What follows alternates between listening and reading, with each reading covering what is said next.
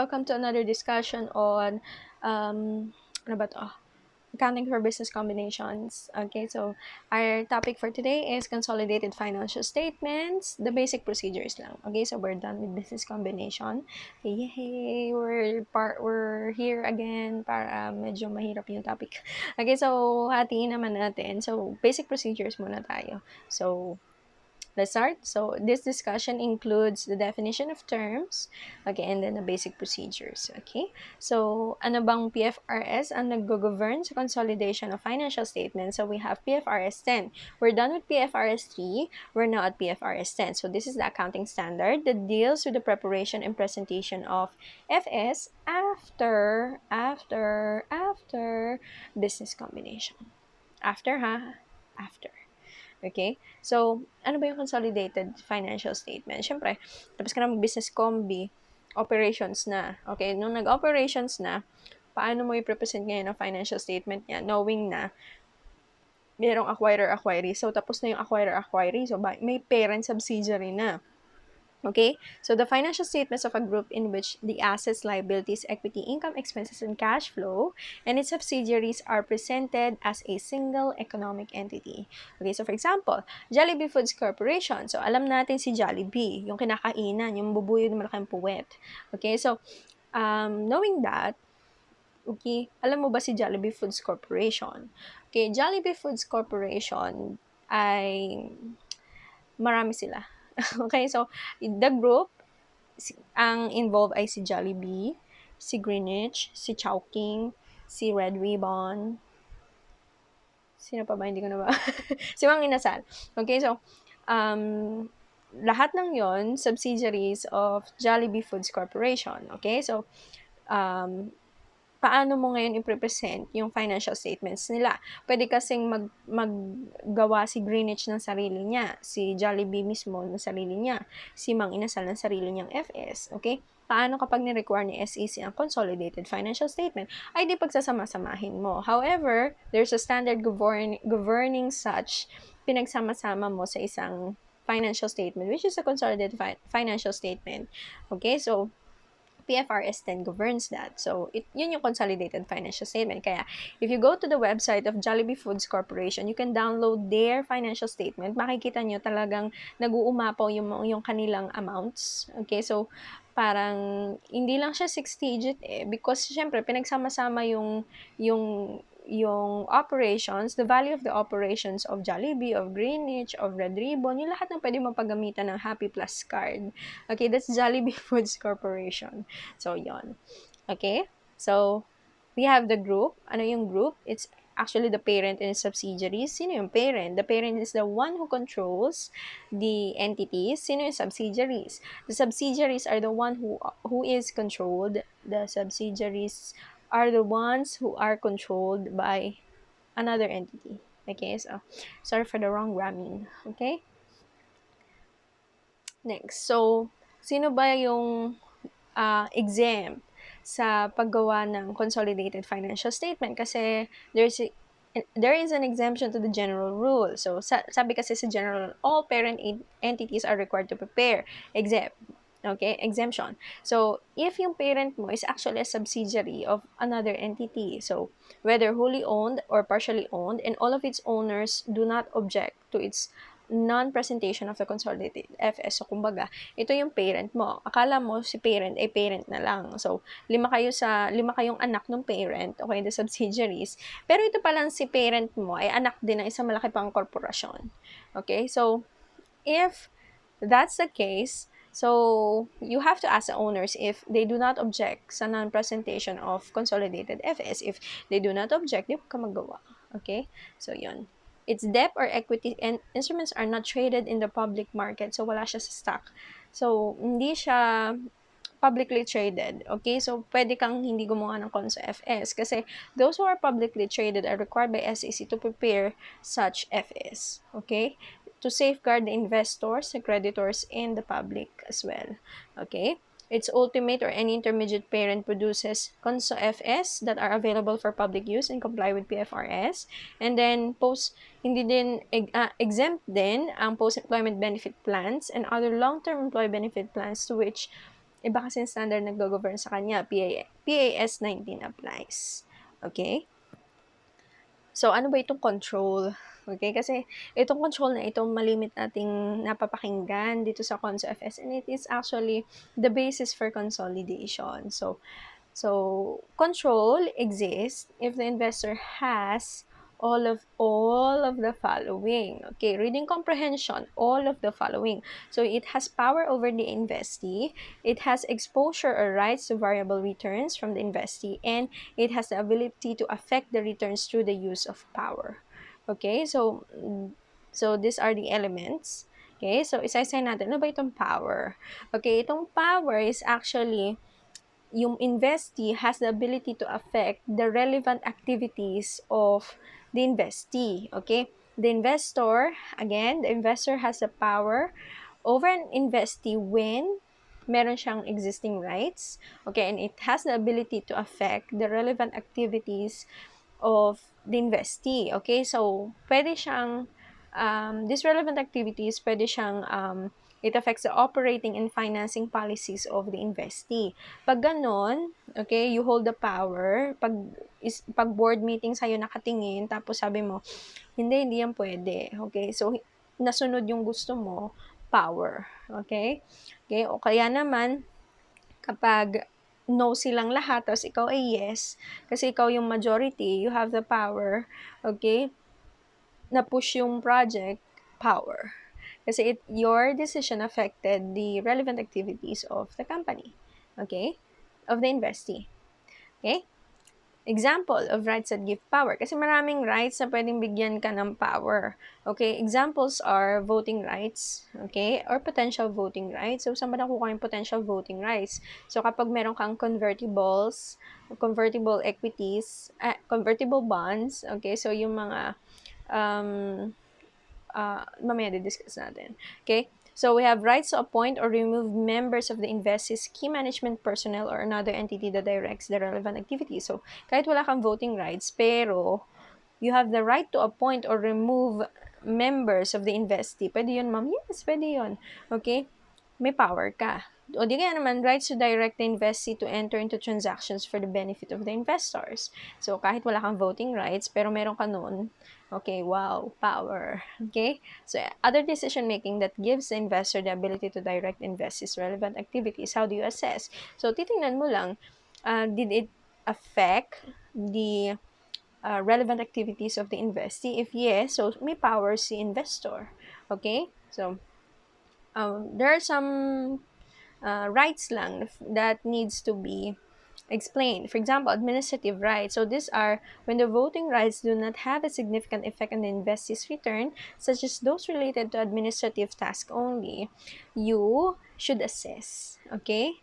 I-assess mo if yung contractual arrangement ba, okay, gave the investor the power to affect. Okay? So, if hindi naman affected yung relevant activities of the investee, pero may voting rights siya, pero administrative task lang yung affected, baka you need to look into it. Okay? Kasi hindi ko masabing wala siyang power. Okay? Kasi baka mamaya, administrative task nga, however, it affected all of the as all or majority of the investees' relevant activities or operating financing policies, o di may power. Kaya nga, in this part, you have to assessment. Okay? Next, you have unilateral rights. Unilateral rights. So, if two or more investors individually have the ability to direct different relevant activities, the investor who has the current ability to direct. So, dito sa unilateral, so maraming investors ang nakaka-affect sa different relevant activities. So, again, you have to assess. Okay, kung sino sa kanila yung may most significantly, most significant effect, okay, on the returns of the investee has the power over the invest. Parang mali ang aking activities, basta yung may most significant effect. Okay?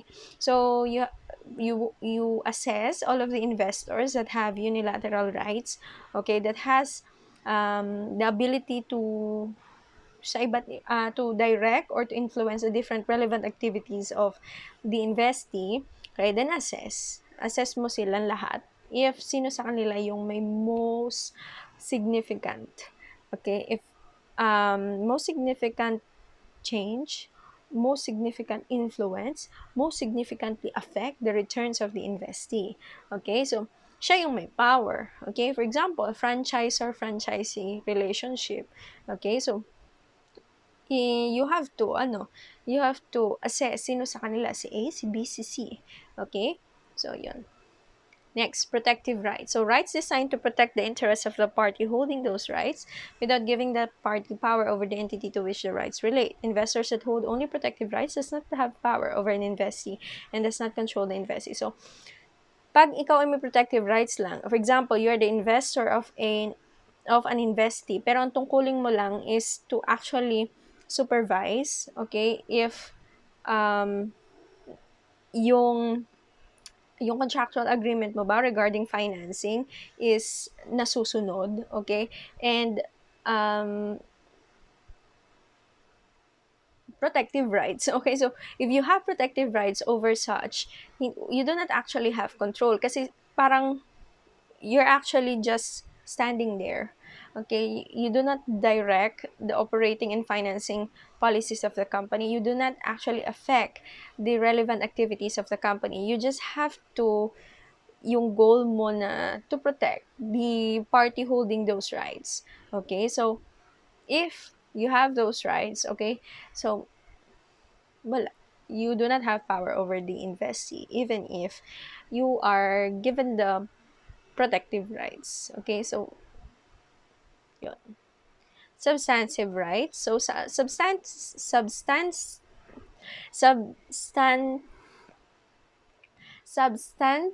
rights.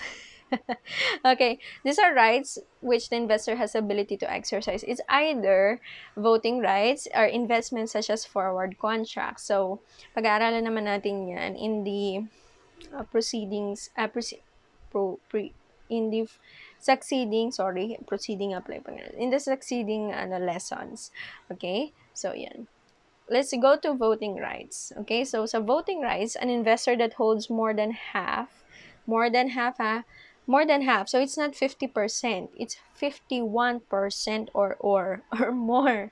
Okay, so of the voting rights of investees presumed to have power over the investee, except when circumstances dictate otherwise.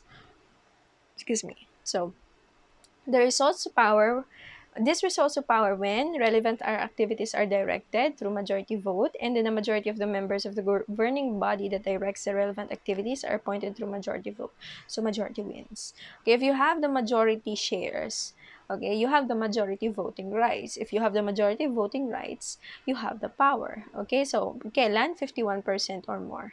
Okay, kasi more than half ay di 51, hindi 50, more than half eh. Okay, then if it has majority voting rights, it has no power if the right to direct the investee's relevant activities is conferred to a third party who is not an agent of the investor. Okay, so it may be either the government, the court, the administrator, the receiver, liquidator, or regulator. And then the investor's voting rights are not substantive. Okay, even if majority stockholder ka daw, okay, and you have the majority voting rights, if yung right naman was given to you, yung investee's relevant activities is directed by a third party other than the investor, or it is not even the agent of the investor, okay, wala yung voting rights mo. Okay, so kailan yan nangyayari? If it's subject to the Insolvency Act of the Philippines, or it's undergoing rehabilitation, kasi nasa kamay siya ng government, ng court, ng administrator, receiver, liquidator, or regulator. Okay, so and if it's not substantive,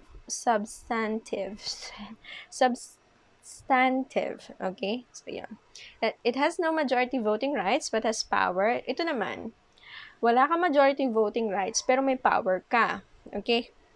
Again, walang majority voting rights pero may power kapag a contractual agreement between the investor and the other vote holder. So, merong contractual agreement ha. Okay, saan natin na-encounter to sa business combination yung may contractual agreement. Okay, yung consideration transfer, di ba? Okay, so walang consideration transferred pero the combination arise through contractual agreement. So dito naman, a contractual agreement between the investor and the other vote holder. So, nabigyan siya ng contractual agreement na he can actually direct the relevant activities of the investee. Okay? Rights arising from other contractual agreements, investors' voting rights, okay? Potential voting rights, and a combination of all of the above. Kasi in the business world, you can actually have all of that. Okay? So, okay, contractual agreement with a vote holder. Ano ba to? A contractual agreement between an investor and other vote holders can give the investor power if the contractual agreement gives the right to exercise the voting rights of other vote holders sufficient to give the investor power, or the right to direct how other vote holders vote to enable the investor to make decision about the relevant activities. For example, ano nga yun? Proxy. Okay? So, if it actually gives the right to exercise the voting rights of other vote holders. So, if you have watched, I'm not a robot, no nagkakaroon na ng struggle for power between the chairman and the CEO, okay, nangyayari yung bilihan ng voting rights and actually the proxy voting para i-vote si CEO, papatalsikin si chairman. Okay, if you've watched that, if you do not, watch mo na. Okay, so yun. Okay, so that's a contractual agreement between a vote holder. It's either you can exercise the right or you can actually direct how the other vote holders vote. Okay? Next, ayan, the potential voting rights. Ano ba to? An investor considers potential voting rights that are currently exercisable regardless of the intention or financial ability to exercise them. Examples include, yun nga, yung mga share warrants, share call options, debt or equity instruments convertible into ordinary shares. So, potential voting rights siya because unless otherwise na-redeem nila or na-exercise nila yung rights over the conversion, okay? If they have availed, for example, the share warrants, so na-convert yung debt to share warrants, okay? Convertible bonds pala, na-avail yung share warrants, okay, kasama dun sa debt instrument, okay? So, potential voting rights siya if hindi pa siya na-exercise. Okay? Or hindi pa siya nako-convert. Okay? Potential pa lang. Pero, even if it's potential, okay, nandun na siya. So, you're just waiting for it to be a voting right. Pero potential voting right siya. So, yun. It is actually considered. Okay? So, yun. So we have, again, the elements of control. You have the power that has the ability to affect the returns. The investor is exposed or has a right to variable returns from its involvement in the investee, and then it has control. Okay, may variable returns. Now, si investor, so meron siyang exposed siya. So may possibility, okay, hindi naman talaga possibility. So, it's actually a truth ba siya, na merong right to variable returns dahil involves investor investee. Okay, so yan. Then, it has control. So, power, investor exposed to and has a right to variable returns. Yan. Okay. Nakasilaw pala tong no? Yung, ang tawag doon?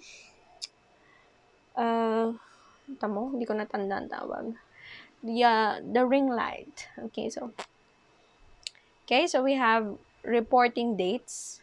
So, accounting aspect na pala tayo. Reporting dates. So, ma'am, knowing that there's a parent and subsidiary, ano yung reporting dates? Kasi baka magkaiba. Okay, so, sabi ng standard, the financial statement of the parent and the subsidiaries in the preparing the CONSA-FS shall have the same reporting date. Same. So, if they do not coincide. So, if they do not coincide, okay, the subsidiary shall prepare the FS that coincide with the parent's reporting period before conso. So, sino mag-a-adjust? Si subsidiary. Okay? So, subsidiary shall prepare the FS. So, pwede siyang may FS na separate na iba yung kanyang, ano ba 'yun? Iba yung date. Pwede naman siyang and also pero kailangan niya na gumawa ng FS that is, parehas kay parent. Okay? So, 'yan. If impracticable, the subsidiary's FS shall be adjusted for significant transactions. So, pag hindi daw practicable, okay, impracticable, if impracticable, ang gagawin mo na lang is i-adjust mo na lang yung FS ng subsidiary ng significant events that happened between yung end na reporting period ni subsidiary and the parent, okay? Dapat lang, sabi ni standard, the differences between the reporting period shall not exceed 3 months. Okay? So, yon. Next. So, we have, parang nauubos ng ilaw na. Sorry ha. So, chill lang tayo lagi sa discussion. Okay? Uniform accounting policies. If the subsidiary uses different accounting policies, its financial statements need to be adjusted to conform to the parent's accounting policies. Okay, so, if si subsidiary is using different measurement kasi 'di ba allowed naman ng ibang standards na you are given the choice between aling method yung gagamitin mo. So, paano kapag si subsidiary at si parent magkaiba? Sino mag-a-adjust? Si subsidiary, of course. Okay? So, i-adjust ni subsidiary. Okay? Next, consolidation period. So, the consolidation, you have to remember this. The consolidation begins from the date the investor obtains control of the investee and ceases when the investor loses control of the investee. For example, nabili ni investors investee ng July 1, 20X1. Pag nag-prepare na sila ng consolidated FS ng December 31, 20X1, ang included lang sa consolidated FS sa part ni subsidiary is from July, the day na siya nabili ni tawag din ni the day na siya nabili ni parent, okay, na-obtain, okay, sorry, nagkaroon ng control, sorry, kasi hindi kasi magandang term yung nabili. Yun na lang na-obtain yung control, okay, so, na-obtain yung control, nagkaroon ng control si investor kay investee noong July, okay, so, from July to December, yung inclusion ng kay subsidiary, okay? Paano naman kapag nawala ng control, so, it's either hindi na naging majority stockholder si investor, nawalan siya ng control sa subsidiary, okay, sa investee, anong gagamitin? Okay, for example, tumigil siya ng October. Okay, so, if gumawa ng Conso FS si parent, okay, ang included lang kay subsidiary is from January to October, hindi nakasama si December. Okay? Hindi nakasama from November, December. Kasi wala na siya control over that. Okay? So, I hope that's clear. Next. So, measurement. So, malapit na tayo mag-problem solving. Yo. Okay? Income and expenses, this is based on the amounts of the assets and liabilities recognized in the Conso FS at the acquisition date. Okay? So, wala namang explanatory naman, based on the amounts of assets, concept as acquisition date. So, at acquisition date. Okay, so we have to, yun pala, may encounter natin ulit si acquisition date fair values dito. Okay, so measurement. So, we have investment in subsidiaries. You remember intermediate accounting regarding PFRS 9? If I'm not mistaken. So, investment in subsidiaries. Okay, accounted for the parent separate FS either at cost. So, you're familiar with at cost method na this is initially measured equal to the value assigned to the consideration transferred at acquisition date, subsequently measured at that amount unless investment becomes impaired. Okay, o di kaya naman, it's in accordance with PFRS 9 yan pala. Initially measured equal to the value assigned to the consideration transferred at acquisition date and subsequently measured at fair value. O di kaya naman using equity method, initially measured equal to the value assigned to the consideration transferred at acquisition date, subsequently increased or decreased by investor share in the changes of the investee's equity. For example, share in the net income and share in the dividends declared. Okay? So, yon. Familiar? Yes, of course. Intermediate accounting. Okay? Now we go to NCI. So, NCI, alam ko naman alam nyo na to kasi nadaanan natin sa business combi. NCI in net assets is presented in the conso financial position within equity separately from the equity of the owners of the parent.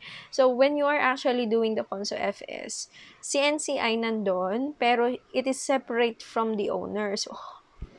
Discrimination, char lang, hindi naman. So, this is actually presented separately sa equity ng owners, okay? So, owners of the parent, ha? Okay? So, consists of the amount determined at the acquisition date using PFRS 3 sa business combi, okay? So, alam nyo to sa business combi. And, the NCI, the NCI share in the changes in equity since the acquisition date. So, this is new. So, sa changes in equity na mangyayari, may share si NCI and it's included sa NCI. Okay, na presented sa Conso financial statement. Okay, mamaya maintindihan niyo 'yan. Okay? So the P&L and each component of OCI in the Conso statement of P&L and other OCI are attributed to the following. So presented yung sa owners and sa NCI. Okay? So sa owners, nasa retained earnings siya. Okay? Ang kasama doon is actually yung equity ni owners, okay? And then the share of the owners sa changes in the equity, okay? And then kay NCI naman, it's the NCI simula nung sa PFRS 3 and also the share of the NCI sa changes in equity na magaganap, okay? So yun. Preparation for the CONSA FS is prepared by combining the FS of the parent and subsidiaries line by adding the similar items of assets, liabilities, equity, income, and expenses. So, paano siya ginagawa? May Excel file ka, magkatabi si parent at si subsidiary, nakita mo may parehas siyang cash. Cash, add. Conso FS, added yung cash. Okay? Parehas sila may accounts receivable, parent, subsidiary, magkahilera, add, Conso FS. Okay? So, ganun lang. Okay? Pero may considerations na you have to take note. So, like this. So, eliminate the investment in subsidiary account. Eliminate. Okay? How do you eliminate? First, you measure the identifiable assets acquired and liabilities assumed in the business combination at their acquisition date fair values. Okay? So, familiar naman kayo sa acquisition date fair values. Ano kasi given naman. At saka nadaanan natin sa business combi. Recognizing the goodwill from the business combination. So, you still have to recognize goodwill if hindi siya stated. Eliminating the subsidiaries pre-combination equity accounts and replacing them with the NCI. So, syempre, si subsidiary, meron siyang share capital, meron siyang share premium, meron siyang retained earnings. When the Conso FS happens, nawawala yung mga yon and it's replaced with the NCI. Okay? So, meron naman tayong example dito to clarify or to example. Ano? So, yun. Okay? Then next, add line by line on the similar items of assets and liabilities of the combining entities. All of the subsidiaries' assets and liabilities are included, irrespective of the interest acquired by the parent. Okay? Yan! On January 1, so example. On January 1, 20x1, I can't stop me parent, okay, the I Can Stop Me is the parent acquires 80% interest in the More and More Inc. subsidiary. The FS of the combining entities immediately after the combination are as follows. So, you're given the parent and then the subsidiary. Okay? So, mapapansin mo, merong investment in subsidiary, si parent lang. Okay? Wala si subsidiary. Siya si subsidiary. Okay? And then, ano ba yung kakaiba? Wala naman, wala. So, additional information, subsidiaries, assets, and liabilities are at their acquisition date fair value, except, tamo, hindi all, okay? The inventory with fair value at 31,000 and the equipment net of 48,000 fair value. Equipment, net na siya pala, 48,000 ang kanyang fair value. The goodwill determined, hindi ka na magko-compute kasi nakalagay. Goodwill determined using PFRS 3 is 3,000. And then the NCI in the net asset subsidiary is 18,000. Okay? So, Let's compute. So, how do we do consolidation? So, sabi, di ba, first you have to eliminate the investment in subsidiary account. Okay? Paano yung elimination? Una, make sure that nasa acquisition date fair values uh, yung mga items of the subsidiary. Okay? So, the subsidiaries inventory, di ba sabi, 31,000 daw si inventory, and then si equipment daw, 48,000. So, baguhin mo, 31,000 si subsidiary, si equipment, 48,000. Okay? Afterwards, you then recognize goodwill. Okay? Tingnan nga natin ang procedures ulit. Okay, tama. Recognize goodwill. Yan. Sinabi naman sa problem kung magkano yung goodwill arising from PFRS 3. That's the business combination. Okay, so 3,000. So, recognize 3,000. Then, eliminate pre-existing equity items of the subsidiary. So, ano yon? This one. Share capital, share premium, retained earnings. Na-eliminate na natin. Okay? Bakit na-eliminate mo na? O, tamo, meron siyang share capitals, and then share premium and retained earnings. Dito, nung nag-conso tayo, tinanggal na. Okay? Afterwards, it is replaced by the NCI. Okay? Magkano ang NCI mo? Maganda itong problem na to, given na. Paano pag hindi given? Okay, don't worry, meron tayong problem na paano ma-determine ang NCI. In the net assets is 18,000. So, lagay mo lang siya sa baba. NCI in net assets, 18,000. Sa subsidiary siya nakalagay. Okay? Then, pwede ka na mag-add, add line by line. Okay? Add mo lang, 10 plus 5, 15, 30 plus 12, 42, 40 plus 31, 71. This one, may value to nung una. Pero you have to eliminate this sa Conso FS. Okay? Eliminated po siya. So, 0, 0, 0. Wala. Sa FS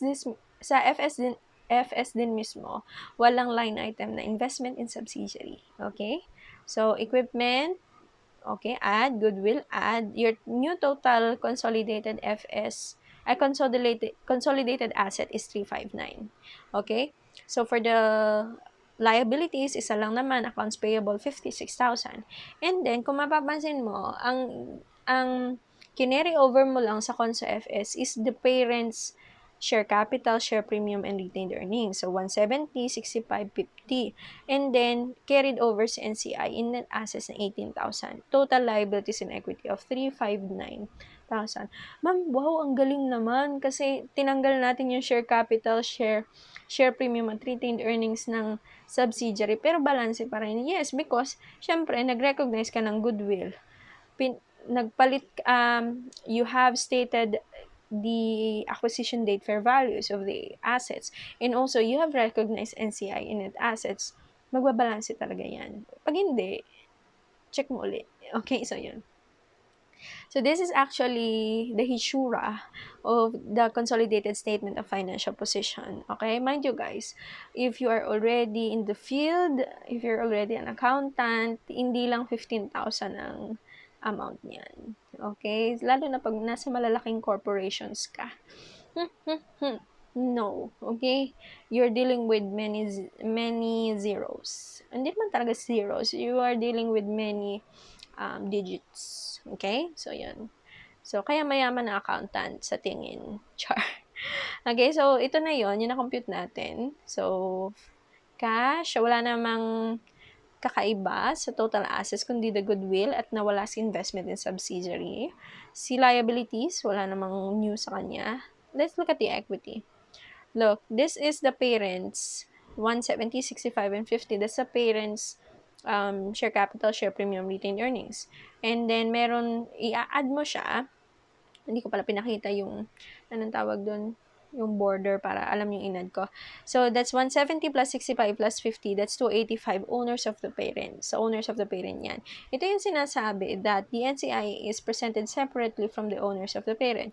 Kasi, presented siya as non-controlling interest, 18,000. That's NCI. Tingnan mo, hiwalay siya. Okay? Then you just add the two. You have total equity of 303. So, add mo lang liability equity, 359, balance eh. So, ganun. This is how you present a conso Conso-FS. Okay? Next. Paano naman po pag subsequently to date of acquisition? Kasi madali siya pag initial. How about subsequent? So, the same. You need to eliminate investment in subsidiary. Yung ginawa natin kanina, you measure the assets and liabilities at their acquisition date fair values, recognize goodwill, okay? Magaling if given. Okay, pag wala, compute. Okay, then eliminate the subsidiaries pre-combination equity accounts, and then add line by line. Okay? Anong kakaiba? Changes in the subsidiaries net assets since the acquisition date are considered. Okay? So, titingnan mo ngayon, mag-a-analyze ka ngayon ng changes in the acquisition date fair values. Parang dumilim na tayo, kasi mahina na yung ring light ko. Dapat pala nakasaksak din siya kapag tayo ay di-discuss. Okay, anyway. Sabi kasi, mag-ring light daw ako. Bayan. Thank you sa nag-suggest. Okay, anyway. On January 1, this is an example of consolidated FS subsequent date of acquisition. On January 1, 20X1, I can't stop me. Acquired 80% interest in More Inc. for 75,000. So, bumili daw siya ng 80% at 75. Wow, mura naman. Information acquisition date are as follows. More net identifiable assets have carrying amount of 74 and fair value of 90 presented as follows. Okay? So, you have inventory at 20, equipment at 40, you have 60,000, fair value 24, 52, you have 76, fair value adjustment of 4, 12, 16. Okay, so kasi carrying amount 20, fair value 24, 4,000, equipment 40, fair value 52. So, ang fair value adjustment niya is 12,000 and then total is 16,000. Okay? Then, afterwards, you have the remaining useful life of the equipment is 6 years. Okay? I can stop me measured the NCI at proportionate share. And then the presented inventory of the table was assumed to be consumed at year-end. So, yung inventory daw ni More is assumed na consume siya at year-end. Okay? So, nawala na siya. Okay? So, these are the subsequent reporting date information. If medyo maliit, okay, full screen nyo na lang. Okay? So, subsequent reporting date. This is as of December 31, 20X1. Okay? You're given parent and subsidiary accounts. And then, this one is the parent and subsidiaries profit and loss. Okay, the income statement. Kasi kanina, financial position lang. This is meron na tayong income statement. Okay, you have sales, COGS, gross profit, depreciation expense, distribution cost, and then profit of the year. Okay, so let's compute. First, you analyze the subsidiaries net assets for any changes. Okay, so tingnan natin. Kasi nagkaroon tayo ng fair value adjustments. Wala naman kasing ibang information kundi yun yung nakalagay. You have fair value adjustments, the FVA, si inventory at 4,000, yun na yung adjustment na 4,000, si equipment at 12. So, nagkaroon, syempre, kasi at year-end na siya, magkakaroon siya ng depreciation, okay? Isinama lang sa depreciation si inventory, okay? Actually, na-consume kasi siya lahat. So, tanggal na siya, okay? So, 4,000 siya. So, wala na siyang value at 12/31/20X1. And then, for the equipment, okay, you actually need to get the depreciation. Okay, so how do you get the depreciation? So, you just divide, nasan yun? Yung remaining useful life of the equipment is 6 years. So, you just divide 12 by 6. Okay? 12 by 6, meron kang depreciation, annual depreciation of 2,000. Okay? As adjustment sa fair value niya. Okay? Pwedeng yun na yung gawin. Okay? So, 12 divided by 6, tama naman. Okay? So, you get a fair value adjustment at 12/31/20X1 for the equipment na 10,000. So, nabawasan yung fair value niya. Okay? So, yun lang naman. So, this one, 16,000. Hindi ko pala nalagay. 16,000 less 6, you have total FVA at 12/31/20X1 at 10,000. Okay? Now, let's look at the changes na nangyari. So, this is a subsidiary ha, subsidiary, hindi ka titingin kay parent, kay subsidiary ka titingin. So, net assets at carrying amount noong 11/20x1 is at 74,000. Okay, 74,000 siya. Pinagkaiba lang ay yung inventory and equipment. Okay, 74,000 siya. Nung nagkaroon ng fair value adjustment, okay, as shown sa dalawang natatanging assets, you have 16,000. Ay, 16,000 na fair value adjustment. Okay, so ilagay mo siya doon. The net assets ngayon at fair value is at 90. Okay? So, you look ngayon at the 12/31/20x1 values. Net assets at carrying amount, 94,000. Ma'am, paano na-compute yung 94,000?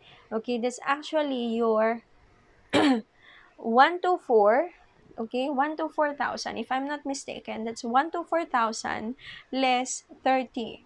Okay, so, yun na-compute.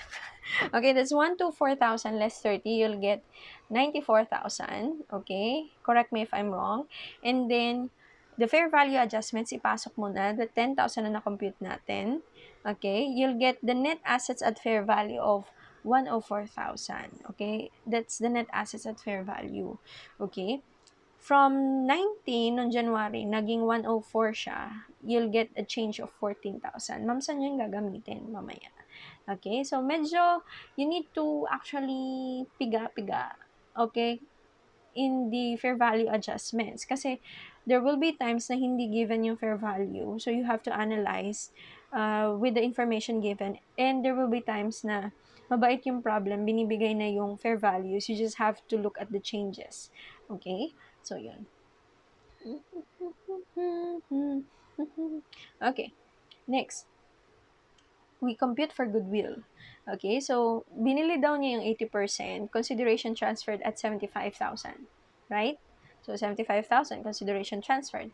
Yung NCI in the acquiree, so paano nga kunin ang NCI in the acquiree? So you have 90,000 times 20%, you have 18,000, mga yung 90,000, that's the net assets at fair value.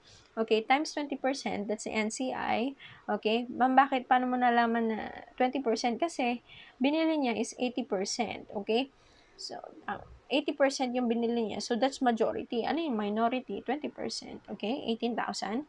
Wala naman sinabing this is done at step acquisition. So, walang previously held equity interest, 0. So, you get 93,000. Less mo ngayon yung fair value of net identifiable assets acquired. So, that's the 90, okay? Ito yung procedure ng PFRS 3, ha? So, goodwill nung 1/1/20x1 is at 3,000. So, titigil ka na dapat dyan. However, you have to make sure if may na-impair ba yung goodwill or wala. Okay? So, wala naman sinabi that there is any impairment loss that happens. So, by goodwill 12/31/20x1, hindi mababago, 3,000 pa rin. Okay? So, remember the concept of goodwill, ha? It is checked, it is assessed for any impairment loss that happen. Okay? Adjusted for any impairment loss. Okay? So, meron na tayong goodwill.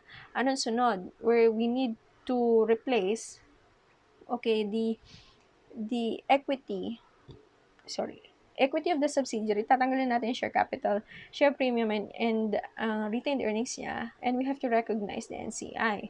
So, how do we compute for NCI?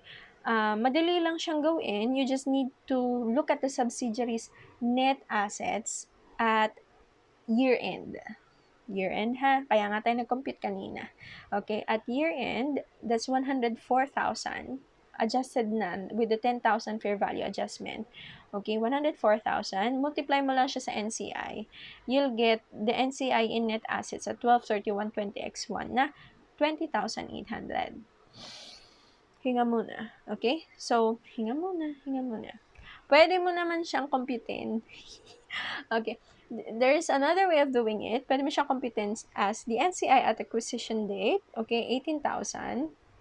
Paano yung na-compute yon? Yun yung nasa compute for goodwill. The 90,000 times 20%, that's 18,000. And then, sabi ko nga sa inyo kanina, the NCI is actually the NCI at acquisition date plus the NCI share in the changes in the fair value adjustments of the subsidiaries net asset. So, alin ba yung naging change niya? 14,000, di ba? From 90,000 naging 104,000 siya. Okay? So, the 14,000 change, okay, as we have computed, multiply mo lang siya sa NCI's percentage at 20%, you'll get 2,800. Okay? Then 18,000 plus 28, you'll get 20,800. You have two ways of doing it. Okay? So, gamayin mo. Okay? Hanapin mo kung saan ka mas comfortable gawin. Okay? So, okay. Next. We now look at the consol retained earnings. Bakit kanina hindi natin in-adjust ang retained earnings? Kasi, that's initial measurement and parang lahat na may binigay. Okay, this one is actually at subsequent. Okay, so let's look at if there's any net change in more and more's net assets. So, meron talaga the 14,000. Kaya nga natin na-compute kanina. Ma'am, ibig sabihin, pag mali yung compute ng fair value adjustment, mali na lahat. Maybe. Okay, so you have to be careful in doing such. Okay, so 14,000, okay? Multiply mo ngayon sa parents' interest. Okay, more and more, that's 80%. You'll get the share in the net change in more's net assets at 11,200. Okay?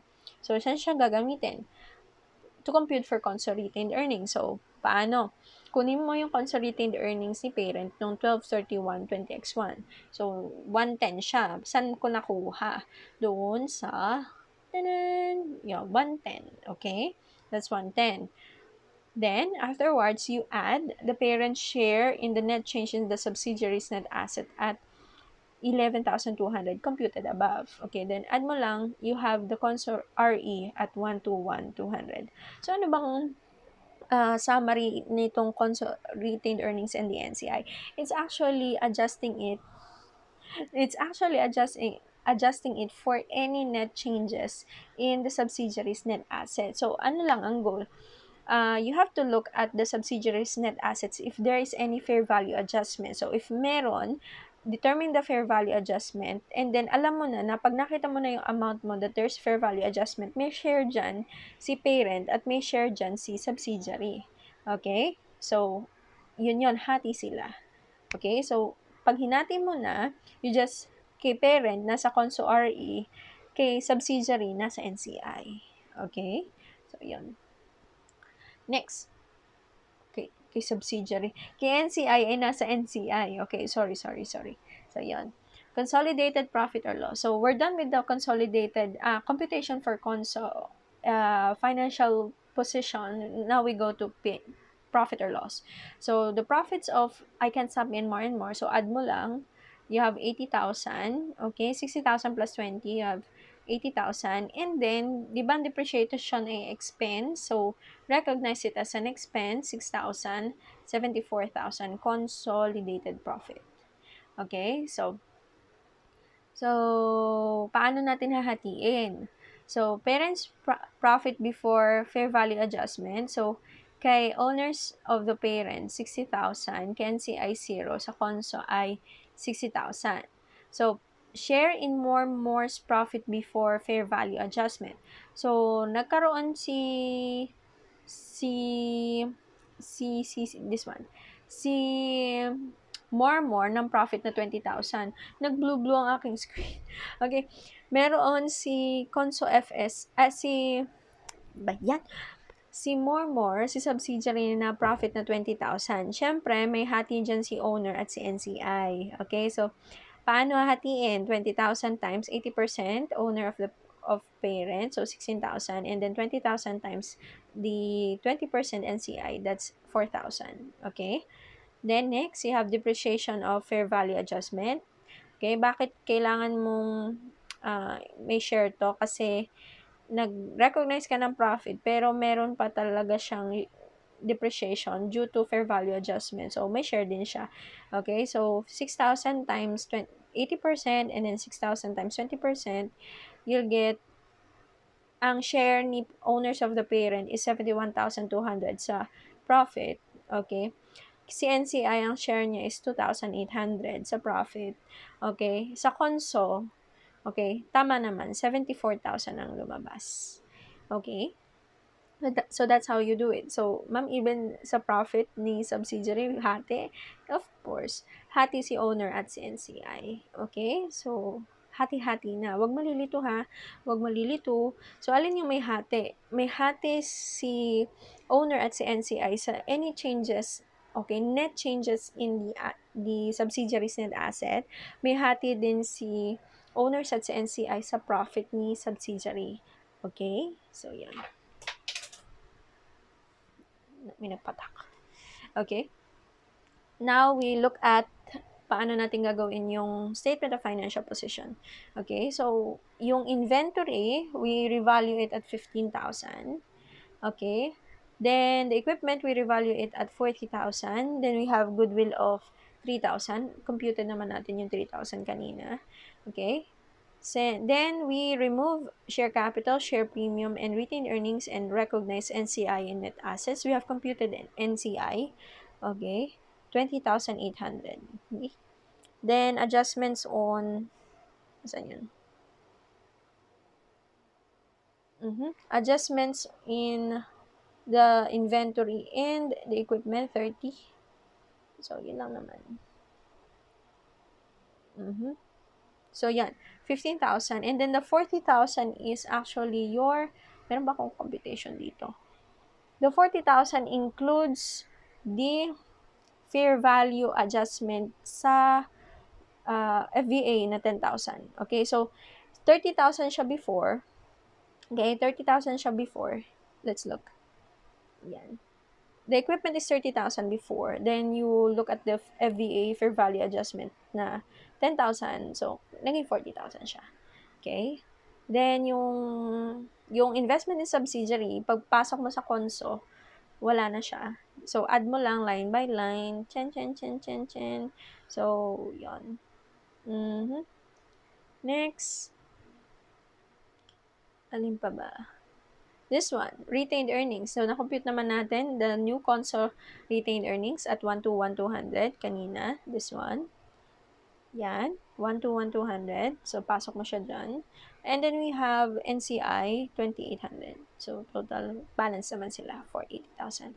For the profit and loss, you have this one. For the subsidiary, it is adjusted. Alin ang in-adjust mo dyan? Yung inventory. Okay? Yung inventory na 4,000. Okay. Nag-thank you na. Wait lang. Okay? So, 72,000 siya dati. Okay? 72,000 lang siya before FVA. Pero at 12/31/20X1, kasi consume daw lahat ng inventory. So, dagdag siya sa COGS. Okay, cost of goods sold. So, dagdag mo siya doon, 76,000 na siya. 72 plus 4,000, 76,000.